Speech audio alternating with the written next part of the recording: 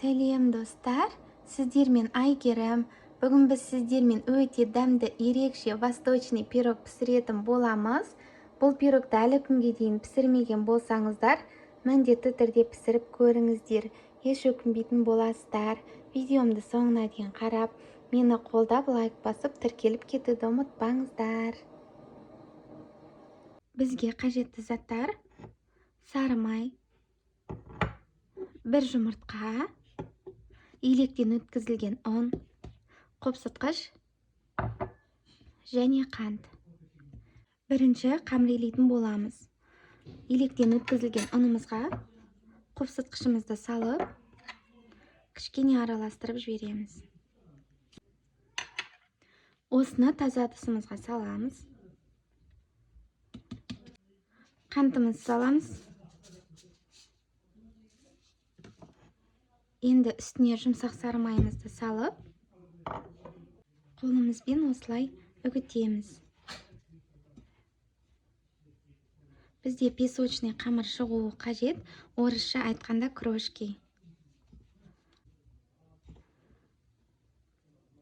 Қолымызбен осылай майларды езіп шығамыз. Мінекей осылай үгітіліп, шашырап тұруы қажет. Енді үстіне біз жұмыртқамызды салып, жақсылап біріктіріп, қамыр илеп алатын боламыз.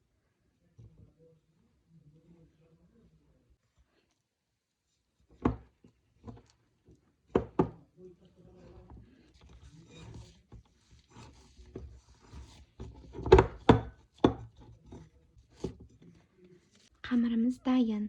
Енді осыны салафанмен немесе пищевая пленкамен орап, тоңазытқышқа 10-15 минут қойып алатын боламыз.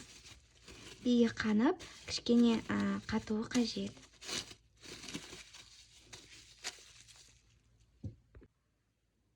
Әзірше салмасын дайындап аламыз. Мен салмасына кептірілген өрік, кешмеш және грек жаңғағын қосамын. Ал сіздер өз қалаларыңыз бойынша әртүрлі кептірілген жемістер қоса берсеңіздер де болады. Осылай орташа етіп турап аламыз.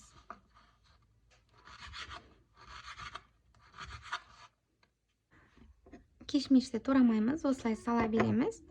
Грек жаңғағында орташа етіп турап аламыз.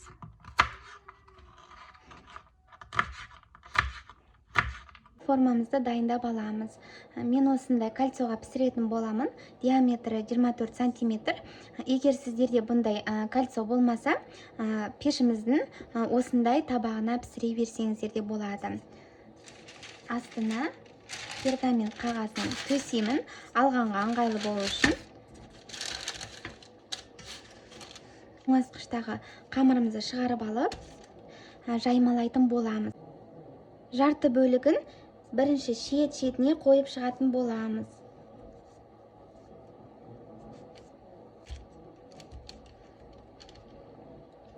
Мінекей, енді қалған бөлігін ортасына жаймалап шығамыз.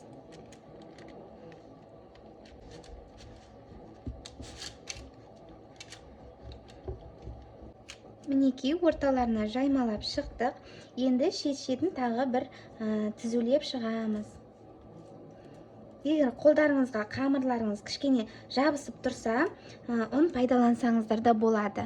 Қамырымызды біркелкі етіп жаймалап шықтық. Енді осының үстіне салмаларын салатын боламыз. Менде салмалардың барлығы дайын, турап дайындап қойған болатынбыз. Ең соңынан үстіне сгущенка құямыз. Менде сгущенка қою, сапасы өте жақсы. Мен бұған ичнянскийдің сгущенкасын қолданамын. Жоғарғы бетінде осылай жазылып тұрады. Егер қолданам десеңіздер, өте сапасы жақсы. Салмаларын салып бастаймыз. Кешмешіміз саламыз. Барлығын бірден салып жібермеңіздер, қазір араластырып салатын боламыз.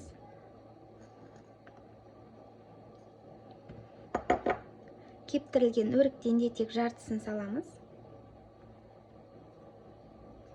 Біркелкі етіп, барлық жеріне жеткізіп салып шығыңыздар.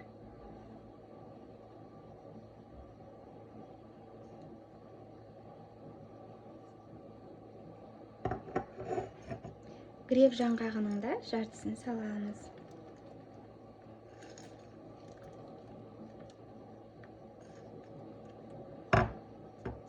Енді тағы да барлығын салып шықсақ болады. Осылай салсақ барлығы теңдей араласатын болады.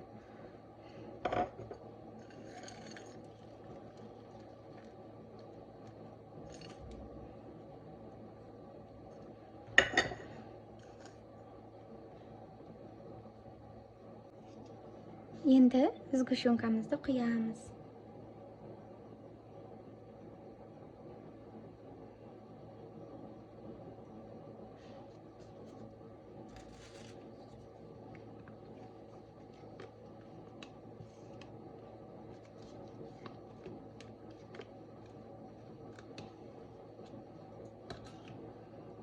Енді жаймалаймыз. Барлық жеріне жеткізіп, біркелкі етіп жаймалап шығыңыздар. Қасықпен де жаймаласаңыздар болады.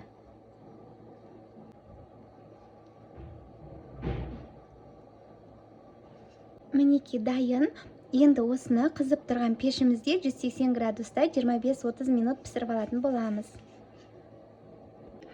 Ерекше дәмді пирогымыз пісті. Енді формамыздан бірден шығармаймыз. Осылай формада 1-1,5 сағат суығанша ұстайтын боламыз. Содан соң ғана барып кесіп, ұсына берсеңіздер болады. Ас болсын.